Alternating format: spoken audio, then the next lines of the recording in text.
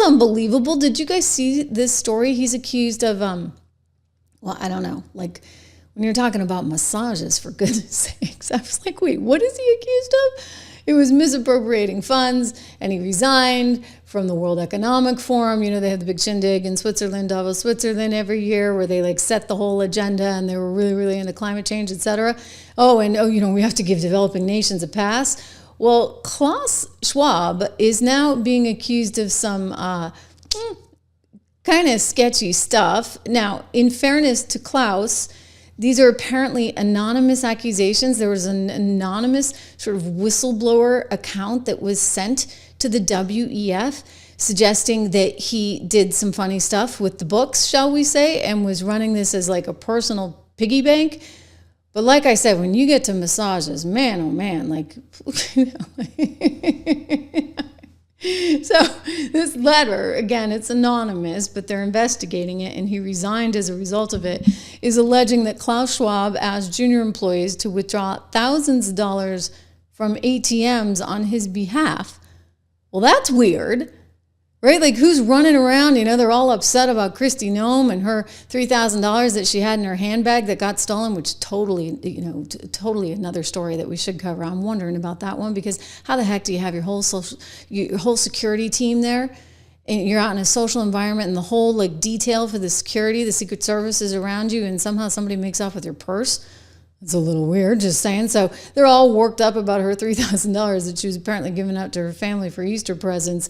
And I would just say, you're running the Davos, Switzerland operation. Like, what are you doing getting cash out of ATMs from your employees? I mean, wow. Okay, so there's that.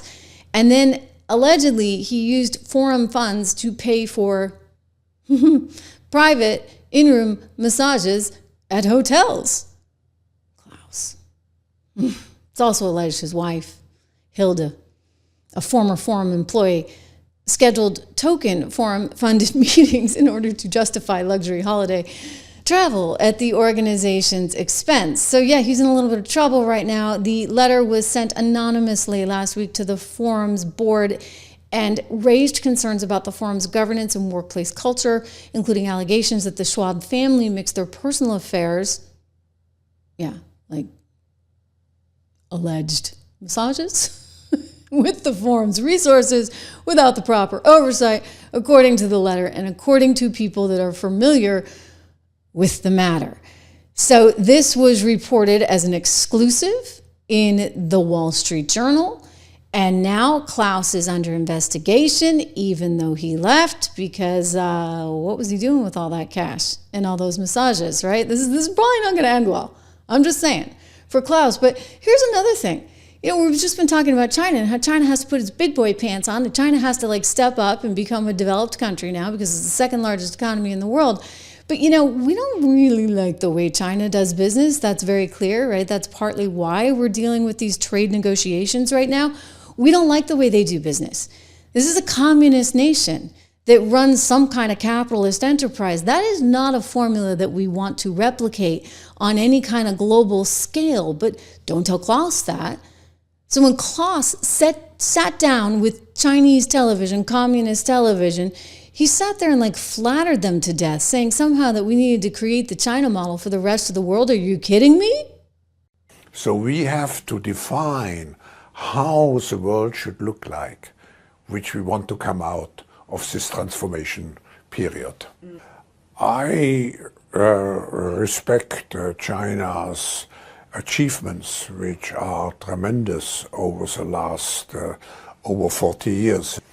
I think it's a role model for many countries, but I think also we should leave it to each country to make its own decision what system it wants to adopt. And I think we should be very careful in imposing systems. But the Chinese model is certainly a very attractive model for quite a number of countries. An attractive model, a role model for other countries. What was that about? Was he ever trying to have his cake and eat it too? Right? Was he trying to like flatter China while simultaneously saying something else? I don't know. I'm going to take it at face value. You think that China's a role model for the rest of the world? I don't think so. I'm still not over the fact that the other day Donald Trump announces these tariffs, and China's like, oh, you know, we're coming back with this, that, and the other, and it gets kind of testy. And what does Europe do? First chance it gets, it says, oh, we can have a Europe-China green summit. Right? They're going to have their Europe-China green economic summit. It just kind of reminds me a little bit of Klaus there, right? Because, you know, he's clearly in love with China, or was at that very moment. And I just thought it was a little peculiar that you had the Europeans no sooner than we announced our initiation into these new trade agreements, and, you know, China's upset, and they're like, oh, don't worry, China, we can do all this green stuff together. Yeah, that's going to go well. You guys work on that. Good luck with that. Look, China's coming around, okay? China's coming around, and that's a good thing. As for the WEF, honestly, I don't really know, because the new guy doesn't necessarily seem to be all that much better, dare I say. So this guy used to run Nestle. He's now the interim replacement, if you would, for Klaus. And he's got some interesting views on water. Kid you not? Let's watch. Hello, I'm Peter Brabeck, the chairman of Nestle.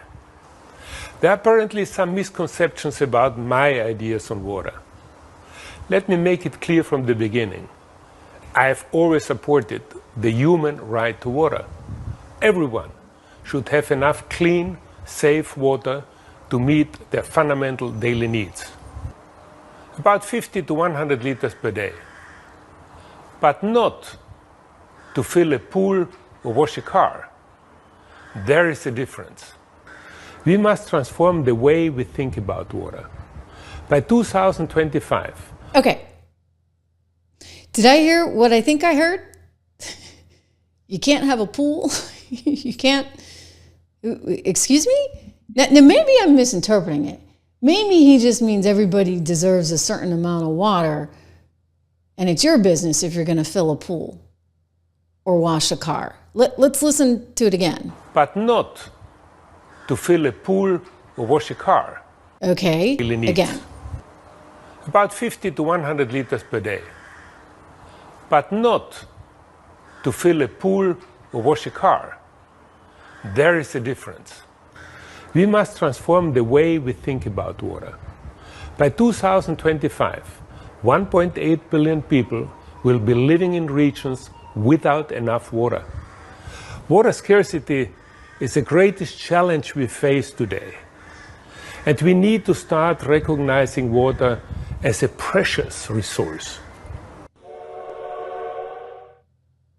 Meaning, you can't fill your pool. You can't wash a car? I don't know. I want to think that I've taken him out of context. I really do, guys. But I also know it's the WEF. And they have their own history of, you know what, with all this climate stuff. And it's Europe, after all. But you know what? Today's a great day. Today's a great day because we've got the markets on a tear, and that's a really good thing. Just closing out the day, higher, higher, higher. I like seeing that. It's good news for the Trump administration. It's good news for all of us here at home, right? Because you can look at your retirement or your 401k and feel a little bit better right now. That's all a positive thing. Now, if you've been worried throughout the whole thing, you know, one of our show sponsors here on this program, by the way, I encourage you to go to 76research.com. One of our show sponsors is none other than the gold company, American Heart for Gold. You know I love gold. You know I still buy it even when it's lower. This has been, you know, in my view, an opportunity the last 2 days. But again, I use it as a way to hedge everything else because, you know, when the you know what goes, you know what, you really actually want to have the diversification of a good, strong portfolio, including things like gold. You can do this too. Just go to trishlovesgold.com, text Trish to 65532. You can get up to $15,000 in free silver, 1-844-495-1115. Another fantastic sponsor here on the show. And guess what? I've been getting better, right? Haven't I? My voice is sounding a little bit better. I've had it since I was a little kid. Like I get this dry cough that follows any kind of cold, which, you know, it can make it tough in this business. But I always say, at least I'm not singing, right? As an opera singer, that's really, really an impediment to one's job. But Balance in Nature has kept me actually really, really healthy this year because normally I get like 5 colds because I have all these kids. And normally it's much worse, but this year I only got 1 cold and I'm out of the woods. And I actually credit taking my daily vitamin and getting my vitamin D. So balanceofnature.com is one of the great sponsors of the Trish Regan Show, helping me to bring you this vehicle every day for free.